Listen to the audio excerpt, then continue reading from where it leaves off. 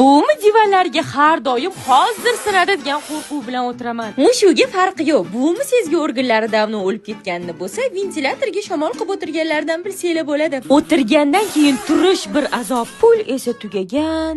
Demak, bo'lib to'lashga olishimiz kerak. O'zi ham bir nechta do'konlarga kirdik. Uzum to'lov bormi? Yo'q. Yo'q. Kechirasiz, uzum to'lov bormi? Nima edi u? Qo'ysanglar bo'ladi-ku. Uzum to'lov bormi? Bor. Mana buni olamiz. Mana buni ham olamiz. Voy, mana buni ham olamiz. Voy, mana albatta olish kerak. Pulini to'lamasangiz ovrar ekansiz-a, buvi? 5-inchisi ketdi. Nima bo'ladi? Mebelni tekinga beryapti? Telefondan to'lashyapti-ku. Ha, bu ani uzum to'lov degani bo'lsa kerak, biz ham shunaqa qildirishimiz kerak. Biz ham qildiramiz. Qachon? Ertadan. Yo'q, men hozir kelaman. Hozirdan qildiramiz. Nimaga aynan uzum to'lovini qidirding? Chunki uzum to'lov bilan bo'lib to'lash imkoni bor. 30 kun ichida to'laydigan bo'lsa, hech qanaqa ortiqcha to'lov olasiz. Har bir xaridimizdan 5% gacha cashback olishimiz ham mumkin.